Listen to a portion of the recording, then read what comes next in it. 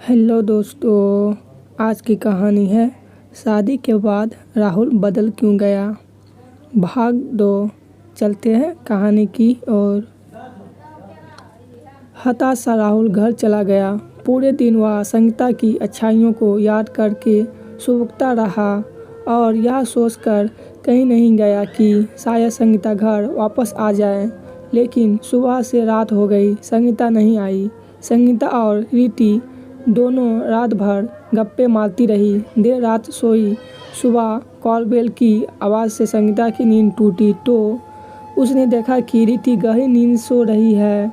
संगीता का मन उसे जगाने को नहीं हुआ।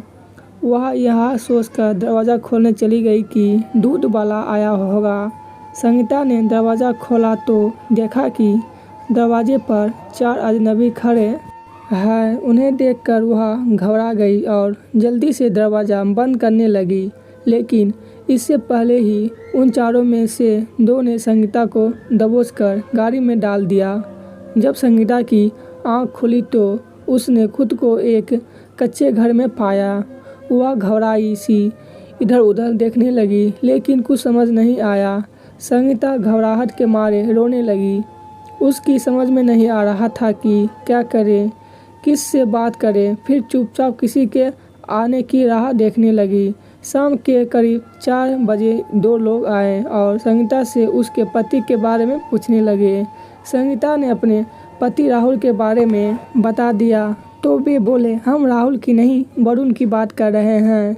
वरुण तो मेरी सहेली लीटी का पति है। संगीता ने अचकचाते हुए पूछा, क्या किया है उसने और आप लोग मुझे क्यों पकड़ कर लाए हैं। रीति की बात सुनकर दोनों अजनबी अचकचा गए। उन्होंने संगीता को डांटते हुए कहा, ज़्यादा स्मार्ट बनने की कोशिश ना करो। तुम्हारे पति ने हमारे मालिक से कर्जा लिया है और अब उसे चुकाने से कतरा रहा है। जब तक हमारा पैसा नहीं मिलेगा हम तुम्हें नहीं छोड़ेंगे। पैसा नहीं मिलेगा तो हम तुम्हें बेच देंगे। अजनबियों की बात सुनकर संगीता के हाथ पांव फूल गए। वह सोचने लगी कि अजीब मुसीबत में फंस गई, कैसे छुटकारा मिलेगा। काश राहुल को फ़ोन कर पाती। दोनों अजनबी संगीता को धमकाकर चले गए। जब अगले दिन भी संगीता अपने घर नहीं पहुंची तो राहुल पूरी तरह टूट गया। उसकी समझ में नहीं आ रहा था कि क्या करें। संगीता को गए 2 दिन हो गए थे, लेकिन उसकी कोई खबर नहीं थी। कहीं वह किसी हादसे का शिकार तो नहीं हो गई।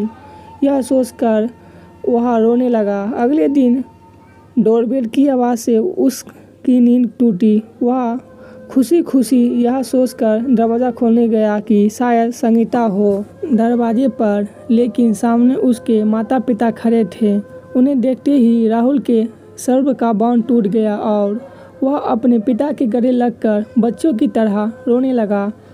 उसके इस तरह रोने पर घबराते हुए उसके पिता बोले, क्या बात है, तुम रो क्यों रहे हो, सब ठीक तो है। नहीं पिताजी, कुछ भी ठीक नहीं है। संगीता घर छोड़कर चली गई है। 2 दिन हो गए लेकिन घर वापस नहीं आई। राहुल सुबकते हुए बोला, क्या कहा, बहू घर छोड़कर चली गई, पर क्यों।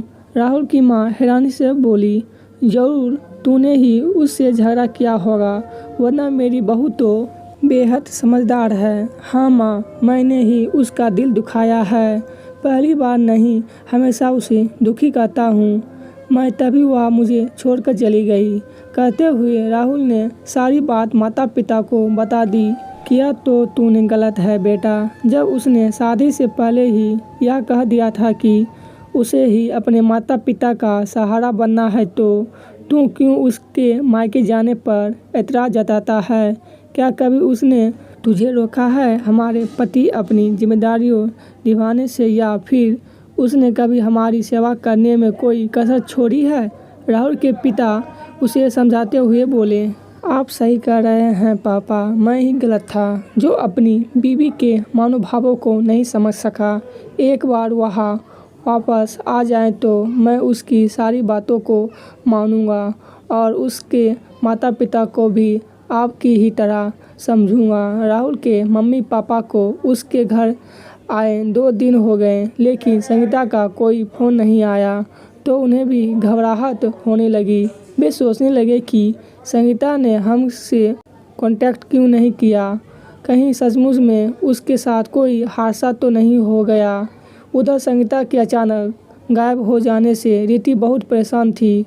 उसकी समझ में नहीं आ रहा था कि वह अचानक कहाँ चली गई। उसने अपने दिल को यह सोचकर तसल्ली दी कि हो सकता है वह राहुल के पास लौट गई हो, लेकिन जाने से पहले वह अपना फ़ोन क्यों नहीं लेकर गई। यह बात रिति को परेशान कर रही थी। 2 दिन तक उसने संगीता के आने का इंतज़ार किया, लेकिन जब उसकी कोई खबर नहीं मिली तो उसने राहुल से मिलने का निश्चय किया। अगले दिन रिति राहुल के ऑफिस पहुंची और उसे सारी बात बता दी। रिति की बात सुनकर राहुल घबरा गया। रिति बोली, ऐसे घबराने से काम नहीं चलेगा राहुल, लगता है संगीता किसी बड़ी मुसीबत में फंस गई। हमें पुलिस में रिपोर्ट दर्ज करानी चाहिए। फिर दोनों पुलिस स्टेशन पहुंचे और संगीता की गुमशुदगी की रिपोर्ट लिखवा दी। रिपोर्ट लिखवाने के अगले ही दिन राहुल के पास फ़ोन आया कि पास के गांव से कुछ लोगों की शिकायत आई है कि वहाँ एक खाली मकान में कुछ औरतों को कैद करके रखा गया है। उन्हें कहीं बाहर भेजने की तैयारी चल रही है। हम वहाँ रेड मारने जा रहे हैं। आप भी हमारे साथ चलिए, शायद आपकी पत्नी की कोई खबर मिल जाए। फ़ोन सुनते ही राहुल अपने और संगीता के मम्मी पापा के साथ पुलिस स्टेशन पहुंचा। साथ में रिति भी थी। पुलिस की टीम के साथ वे सभी गांव में पहुंचे। वहां एक कमरे में संगीता बंद थी। सभी औरतों और वहां उपस्थित गुंडों को पकड़ लिया गया। पुलिस इंस्पेक्टर ने राहुल से कहा, देखिए इनमें से कौन आपकी पत्नी तो नहीं है। उन्हें देखकर राहुल निराश हो गया क्योंकि उनमें संगीता नहीं थी। इंस्पेक्टर बोले, आप परेशान ना हो, हम पूरे घर की तलाशी लेते हैं। हो सकता है कि आपकी पत्नी को किसी और कमरे में रखा गया हो। पूरे घर की तलाशी लेने के बाद संगीता एक कमरे में घुटने पर मुंह रखे रोती मिली। संगीता को देखते ही खुशी के मारे राहुल की चीख निकल गई। थैंक यू इंस्पेक्टर, मेरी पत्नी वहाँ रही। राहुल को देखते ही संगीता उससे लिपट गई। राहुल उससे माफ़ी मांगते हुए बोला, मुझे माफ़ कर दो संगीता, मेरी वजह से तुम्हें इतनी मुसीबतों का सामना करना पड़ा। मैं तुम्हें से वादा करता हूँ कि अब कभी तुम्हें अपनी जिम्मेदारियों पूरी करने से नहीं रोकूंगा। अब घर चलो बहू, घर चलो, तुम्हारा पति पूरी तरह सुधर गया है। संगीता अपने ससुराल का सम्मिलित स्वर्ग सुन कर मुस्कुराने लगी। आज की कहानी यहीं पर ख़त्म होती है। धन्यवाद।